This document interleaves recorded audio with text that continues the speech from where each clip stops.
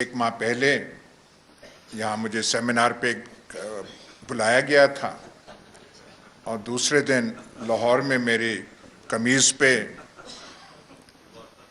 के साथ कुछ हो गया। एक और फिर सेमिनार था, वो मुझे शिनी साहिबा ने बुलाया, मैं आ नहीं सका। आज फिर मुझे बुला लिया है। मेरे पास कपड़े वैसे भी थोड़े हैं, ये मेरे लिए प्रॉब्लम हो जाएगा। ये सामने मेरे बैठे हुए हैं, मैंने देखा कि एयाज अमीर ने बड़ी केयरफुली ऐसे वर्डिंग की कि इंशाल्लाह कपड़े अब नहीं फटेंगे इस बारी। ये इनका फॉरेन ऑफिस का एक्सपीरियंस है, डिप्लोमेसी। और समी इब्राहिम, इमरान रियाज और मुझे बड़ा अफसोस है कि अरशद शरीफ जब से मैं वो जानता हूँ, वो एक अपनी सोच का आदमी है, बहुत ही पेट्रियाटिक, मुहिब वतन पाकिस्तानी है। वो जो समझता है कि वो ठीक लाइन पर है, उसको पड़ जाता है। और इसलिए उसको लोग देखते हैं, क्योंकि उनको पता है कि वो उसका स्टांस किधर है। उस जैसे आदमी को धमकियाँ, घर में बाहर गाड़ियाँ खड़ी, उसको बाहर जाना पड़ा। साबिर शाकिर बाहर चला गया, ARY को बंद कर दिया। ARY का क्या कसूर था? अगर शहबाज गिल से अगर एक जुमला निकल ही गया है जो कि उसको नहीं कहना चाहिए था, जिसको गलत परसीव कर सकते हैं, उसके ऊपर ARY को कैसे बंद कर दिया? वो ARY को उस जुमले की वजह से नहीं बंद किया गया। ऐसी बातें कह बैठे नवाज शरीफ और मरियम और ये जो एयाज सादिक और फजल रहमान कैसी बातें कह गए फौज के खिलाफ। उनके लिए कभी ऐसी चीज़ नहीं हुई। उस बेचारे से जो किया है, मुझे तो पहले 2 दिन तो हमें पता ही नहीं था उसका। जब हमारा वकील मिल के आया, मुझे तो तब पता चला उस बेचारे से क्या किया। यानी कितना बड़ा जुर्म होगा कि नंगा करके उसको टॉर्चर किया उन्होंने। यानी एक इंसान की डिग्निटी कि उसको पहले आप नंगा करें, फिर उसको बुरी तरह इतनी मारा और उन्होंने उसके सर के ऊपर बंद करके पता नहीं कहीं फराया। मेंटली उसे इतना टॉर्चर किया कि वो बिल्कुल ब्रेक कर दिया उसको। और उसे कलवा क्या रहे हैं कि जी ये कहो कि इमरान खान ने ये सेंटेंस कहा था तुम्हें ये बोलने का। इसके पीछे उसको बंद किया हुआ और उससे जो बेचारा जो उसे हाल किया, मुझे तो यानी मेरे ख्याल में कि हमारा माशरा उधर गिर रहा है, अल्लाह करे कि इससे और नीचे ना जाए। मुझे तो शर्म आती है ये कर क्या रहे हैं। और कर क्या रहे हैं, वो इन चोरों को ऊपर मुसल्लत करने के लिए हमें एक्सेप्ट करवा रहे हैं इनको। सबसे खौफनाक चीज़ ये है, अच्छा कोई बहुत बड़ा मंसूबा हो, कोई पाकिस्तान की बेहतरी हो, चले जी हम ये ऑपरेशन भी टॉलरेट कर लें। ये चोर जो 30 साल से मुल्क को पैसा चोरी कर रहे हैं, 26 साल में इनके अगेंस्ट जहाद कर रहा हूं, उनको एक्सेप्ट करवाने के लिए मीडिया का मुंह बंद, खौफ फैला रहे हैं, लोगों को डरा रहे हैं और फिर आगे प्लानिंग कर रहे हैं कि किसी तरह तहरीक इंसाफ टूट जाएगी। हमारे लोगों को कॉल कर रहे हैं, हमारे MNAs को कॉल कर रहे हैं, हमारे सीनियर्स को अप्रोच कर रहे हैं, खौफ फैला रहे हैं उनके अंदर। और मैं इसलिए आज सारी अपनी कौम के सामने कहना चाहता हूँ कि देखें, ये वाकई एक पाकिस्तान का डिफाइनिंग मोमेंट है। मैं फिर से कहूँगा कि एयाज अमीर और मैं, हमारी वो जनरेशन है जो पाकिस्तान के साथ बड़ी हुई है। मैंने कभी अपनी कौम के अंदर ये शऊर नहीं देखा, ऐसी बेदारी नहीं देखी। फैमिलीज रात के 12-12 बजे तक जलसे अटेंड कर रही हैं। मैं जब इन्होंने जब 25 मई को यहाँ जुल्म किया, तो हम बड़ी वो कंटेनर में आहिस्ता आहिस्ता जब आ रहे थे, सुबह के 6 बजे 7 बजे सड़कों के ऊपर लोग खड़े हुए थे और फैमिलीज और बच्चे लोगों ने उठाए हुए। ये कोई भी, मैं ये चैलेंज इनको करता हूँ, आप जो मर्जी कर लें, जितना मर्जी खौफ फैला लें, ये जो इस वक्त इस मुल्क में बेदारी है और ये जो कौम उठ रही है, आप कुछ भी नहीं कर सकेंगे।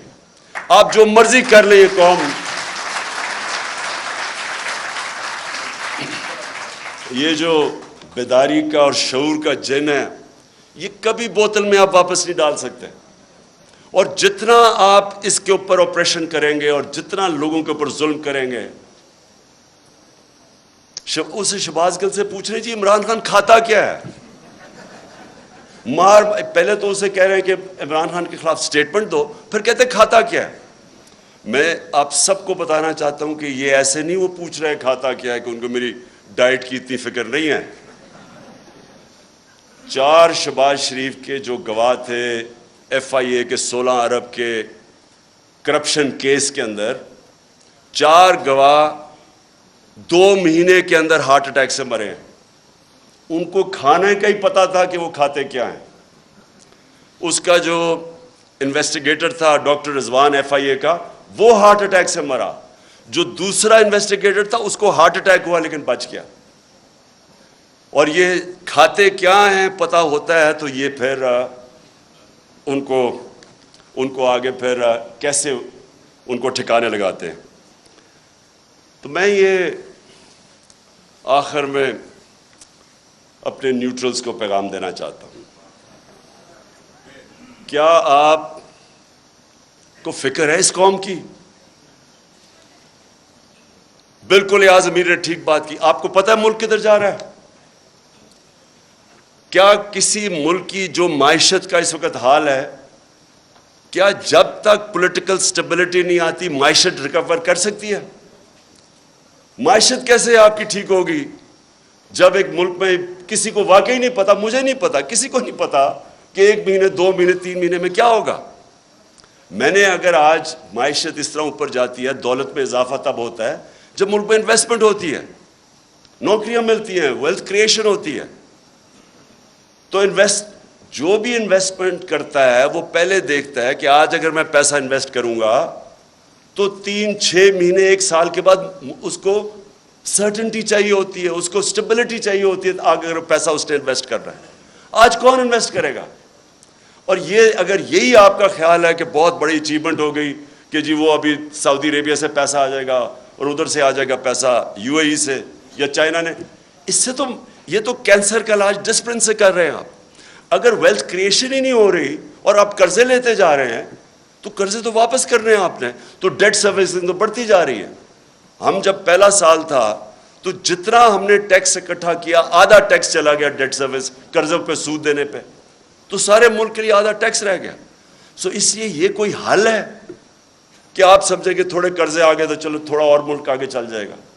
حل اس کا یہ ہے پولیٹیکل سٹیبلٹی میں, اور پولیٹیکل سٹیبلٹی صرف آئے گی فری اینڈ فیئر الیکشن سے. اس کے علاوہ صاف اور شفاف, میں آج چیلنج کرتا ہوں, صاف اور شفاف الیکشن کے علاوہ مجھے کوئی بتا دے کہ پاکستان میں سٹیبلٹی کیسے آئے گی. اور پولیٹیکل سٹیبلٹی نہیں آئے گی, اکنامک سٹیبلٹی نہیں آئے گی, اور اکنامک سٹیبلٹی نہیں آئے گی تو یہ ملک تو نیچے جا رہا ہے, قرضے چڑھتے جا رہے ہیں, حل تو کسی کے پاس ہے ہی نہیں. اس لیے میں اپنے نیوٹرل سے آخر میں یہ کہتا ہوں کہ ابھی بھی وقت ہے, ابھی بھی ٹائم ہے, اپنی پالیسیز ریویو کریں. بند کمروں میں کئی دفعہ فیصلے ہوتے ہیں, وہ فیصلے اچھے نہیں ہوتے. آپ کو ریویو کرنے چاہیے اور سوچنا چاہیے کہ ہم نے, یہ ملک 22 کروڑ کے لوگ ہیں, ینگ پاپولیشن ہے, 60% آبادی ہماری 30 سال کی عمر سے کم ہے, ان کو نوکریاں چاہیے.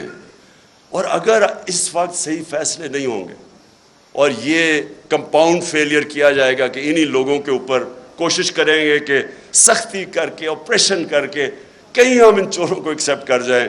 میں اپنی طرف سے تو کہنا چاہتا ہوں ان کے نیچے, میں اگر مجھے کوئی کہنا کہ ان کے نیچے میں نے اب اپنی زندگی گزارنی ہے, میں سمجھوں گا کہ مجھے موت اس سے زیادہ بہتر ہے بجائے ان چوروں کے نیچے میں اپنی زندگی گزاروں. شکریہ.